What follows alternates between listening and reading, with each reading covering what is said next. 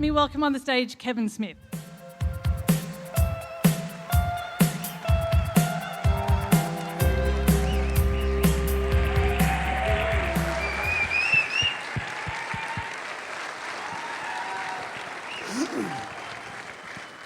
Is there any way to bring up the house lights or bring down whatever's shining in my fucking face so I can see these people a little better? It's a little dark.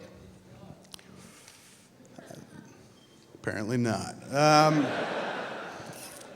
Right on. Well, let's just kind of get into it, and I'll try to, if I'm doing like this the whole time, that's me trying to see you.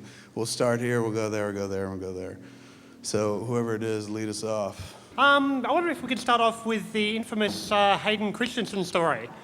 Yeah, looking forward to hearing it. Right on. Every movie we've done lately, before it comes out, we seem to be preceded by some mini controversy or people getting up in arms and stuff. It started kind of with Dogma. There was a bunch of Catholics that were up in arms before the movie came out, led by this group called the Catholic League. And, created a bunch of shit around the movie saying it was sacrilegious and all this nonsense without having seen it, of course. And so leading up to it, it was kind of bad. It was like we got 300,000 pieces of hate mail and a couple death threats. And the death threats were memorable, to say the least. There was one I will never forget that was just like a letter. And it was really, they were more directed at Harvey and Bob Weinstein than me because those dudes are Jewish and I'm not. So I would get letters that are like, you ought to be ashamed of yourself. Jesus would not be proud. They got letters like, you Jews better take that money you stole from us and start investing in flak jackets because we're coming in there with shotguns. Signed, your brothers in Christ, And I missed that part in the Bible where Jesus was like, if they fucking fuck with me, you go after them with shotguns. Because that would have been more effective when he was like, somebody shoot somebody quick. So Dogma is where it kind of began, and then Jay and Silent Bob Strike Back right before it came out, like 2 weeks before it came out, GLAAD back in the States, the Gay and Lesbian Anti-Defamation League, whatever it is, went after the movie and said it was homophobic. Which was so strange because I thought there was the gayest straight movie ever made, And me being a big fan of the gay community, as big a fan as I am, I've just always considered myself one cock in the mouth shy of being gay myself, And then also there's a moment in the movie where like one of the main characters, there are 2 main characters, right, who are listed in the title. One of them says that he would suck the other guy's dick. What's gayer than that, Very gay friendly. So we had to deal with that a little bit before it came out, and then before Jersey Girl came out, there was all that fucking Bennifer bullshit, and everything leading up to the movie from Dogma on has just been like one headache after another, and Clerks 2 is rolling so fucking smoothly. Like nothing was kind of popping up out of the woodwork and whatnot. About 2 weeks before the movie came out, we get a phone call from Lucasfilm, and we've dealt with them before by way of Skywalker, where we do most of our sound mix, all of them since Dogma. And the person from Lucasfilm was like, yeah, we got a phone call from Hayden Christensen because he saw a trailer for your movie. And I was like, right on, did you think it was funny? Not really, Like, he objects, there's some bit in there that I guess he didn't like, and I was like, oh, that would be the, my name is Anakin, my shitty acting is ruining saga. She said, that's the bit. I said, yeah, well, just, tell him that that's like, completely taken out of context. And, I'm pro Star Wars and shit, so it's just, once he sees the whole movie in context that, it'll all make sense and be okay. And she's like, in what way does my shitty acting is ruining saga? What context can that be put in that he'll find it, kind of praiseworthy? And I said, well, I guess you're right. So I was just like, well, what do we do about it? And she's like, well, he was really kind of pissed off, and he called us up and was asking if we could stop it, have that cut out of the movie. Isn't there some lawsuit that could be made because it's defaming Anakin Skywalker? And I was just like, fucking, you're kidding me. Like, Darth Vader wanted to sue me? Because I'm just so used to him being like, you know, and then you're like, oh, Jesus. Not like him going, here's papers, I'm suing you, you know. And it was so disappointing to find out that, you know, Darth Vader, Lord of the Sith, was just a whiny little emo kid pussy, you know?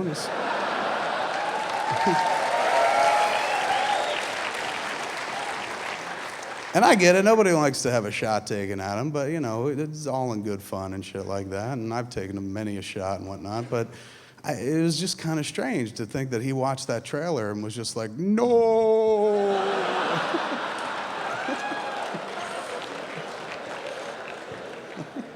No! Which a lot of people came down on. That was my favorite part of that movie. That was the first time I'd ever seen Darth Vader do something like that. Like, as normally, you know, he kind of kept it at one tone, he'd get a little angry, but you never saw him be like, no! I thought that was kind of cool. He didn't think that part of our movie was kind of cool. So I don't know what happened with it. I told him, I gave him a few links that pointed them to Attack of the Clones review and Sith review that I'd written, where I said nice things about him and shit. You know, I thought it kind of made sense that Darth Vader, you know, didn't start off as evil. He was just like a fucking very emotional teenager who went bad and shit. Little did I know, it was really like art imitating life. Thanks for coming to Melbourne, Kevin. Thanks Appreciate for having it. Thank you. My question is, in today's climate, what's your opinion on Superman's kryptonite condom? Apparently my theory was shot to hell, wasn't it? Like, basically he had a kid. But it's not the same thing. Like, you know, if you look at that movie, it kind of goes off of Superman 2 a bit. Like, it comes from 1 and 2, and they kind of use the Dick Donner movies as something of a primer, because basically he left and then came back 5 years later, and suddenly everybody looks younger. But I guess, you know, if you're going by that moment in Superman 2 where he divests himself of his powers and then fucked Lois, that's how she got pregnant.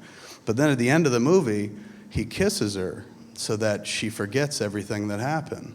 So the creepy thing in Superman Returns was that she seemed to know. Like, at one point he's in the hospital bed and shit, because I guess Superman can get sick. And has pretty good health insurance. And she comes in and whispers to him I guess you're led to believe, like, hey, you have a kid, and that makes him feel less lonely in the world, and there's kind of a happy ending. But I thought there was a big fucking plot hole, because if he kissed her and she forgot, how the fuck did she know it was Superman's kid? Like, I get it. Like, she saw the kid pitch a piano across the room, and at that point you might be like, maybe he's related to Superman, you know? But at what point, where was the scene where she was like, when did I fuck Superman, you know? He's faster than a speeding bullet, because... So I guess the kryptonite condom thing still kind of holds true. That was just kind of a weird little plot hole in that movie, though. I wish they would have included a scene about that kryptonite condom, though. Would have made the movie a little interesting, I thought. You should write every superhero. No, movie don't let from me here on near in. a fucking Superman movie, or don't let me near any superhero movie. I don't write like that. I was going to do the Green Hornet at one point, and that was going to be like a $50, $70 million movie, and I realized that I'm just not talented enough to make a movie like that, and my heart was in making this movie instead. Bullshit. No, it's fucking true. You look at those movies, and a lot of shit goes into it. They're visually interesting, number one. Look at this Can movie. I just say that Clerks 2 is the most consistently funny film I have seen in years. Thank you, sir. Thank you. You were God. you I'll said repeat something it. nice. But I could do this fairly well. Where are you going? Come on, I got man. told to move back, seriously. I just need to see you. Because we're Sorry, having a that Salt convo. Fuck Bourbon's all here, these people. on It's tap. about you and I. This is what I do, and this is what I enjoy doing and whatnot. The idea of doing... Thank you. The idea of doing one of those movies where you're not the only cook, where there's so many cooks, like that's what I learned on that Superman experience 10 years ago. It's just like you had to answer to so many fucking cooks, and everybody had an idea of how it was going to run and shit like that. John Peters doing this. You know, it's just not the kind of thing that I'm very good at. And when I thought about that in relation to the Green Hornet flick, I was just like, it's not... I'm not a good mix. Like Harvey Weinstein was just like, we got a Green Hornet movie, maybe you should direct it because you like comic books. And I was just like, I do like comic books. He was like, that's what I said. And, but the criteria, that's not really a great criteria to hand somebody 50, 70 million bucks. Like, you like comic books, you do it. By virtue of that, you go to any comic book store and be like, all right, you like comic books, you do it, You kind of want to give it to somebody who's got a vision and shit. My vision of the Green Hornet would have been, Green Hornet and Kato in their fucking masks leaning against the Black Beauty, their amazing rolling arsenal supercar, and just sitting around going like, did you get laid last night? Totally, and I wore my mask, It was hot, and then Kato's like, I think some shit's going on over there. And then they just walk off camera. And you hear some fucking fighting from off camera. And then they come back, brush themselves off, lean on the car again. They're like, so you go ask him out? Just... That's not a superhero movie that anybody wants to see and one that's not going to make a lot of cash. And Bryan Singer was really good at that shit. Like, Bryan Singer was... X-Men 2 is the best comic book movie ever made, I think. Like, man, he was able to juggle all those fucking characters. That Nightcrawler sequence in the beginning is fucking kick-ass. But what Bryan's good at doing, aside from making like a very wonderful popcorn entertainment, is it's multi-tiered, right? Like, that movie is not just about, fucking dudes in suits and beating up fucking bad guys. That movie is about tolerating people whose beliefs or ideals or the shit they're into, may be different from yours. I mean, that movie is really, it's an analogy for what it's like to be gay, in the 20th, late 20th century, early 21st century, or forever, society. Like, it's a movie where if you take the word mutant out and stick the word gay in, movie still works, Like, they hate us because we're gay. Or check out my gay power, it's... Movie still fucking works, and who's the audience for that movie but little fucking kids primarily? I mean, yes, we all go because we got nothing better to do and we like comics and we don't get laid. But there are a bunch of little kids who go to those movies, and what a great message to whip on them. They think they're seeing like, superheroes fighting and shit, and really they're kind of getting indoctrinated with a really powerful, wonderful message, which is like, look, tolerate everybody. Just because they, fucking like to fuck the same gender, that's cool too, because, they got claws. And it's just like when you'd walk out of the movie, you'd see little kids running around being like, I'm Wolverine, snick, snick, snick. And you just want to be like, come here, kid, come here. You like Wolverine? That means you love cock. Up top. Hello, my name is Warwick. How are you? How has your life changed since you scratched together 20,000 coins to make the original? How's it changed? I moved out of my parents' house, which was kind of a big deal. I got married. I had a kid. MILF? Shit.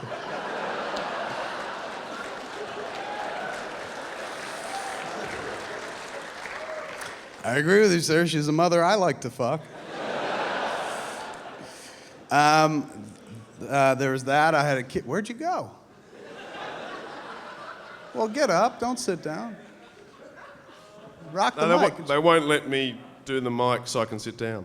I know. It's kind of weird like that.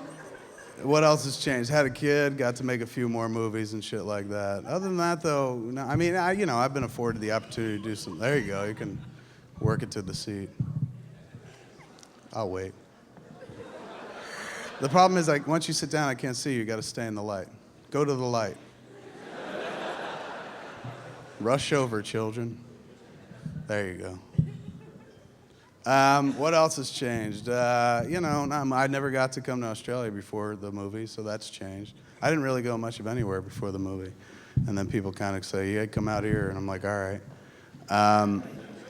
What else has changed? I've gained like 50 pounds over the years, and that's a kind conservative estimate. And I get to meet interesting cats like you. So that's all good. Other than that, though, not much. Still hung out with the same people I hung out with then, and I get laid more. But it's because I got married, so I get laid now legally on a regular basis. But beyond that, not much, you know. I mean, I went from having a $5 an hour job to having a career. That was kind of interesting. Although there are some times where I'm like, I'd rather be back at the convenience store. Just because when you're working at the convenience store, nobody's writing hate screeds about you on the internet and shit. Nobody's like, he sucks as a clerk. He's a hack clerk.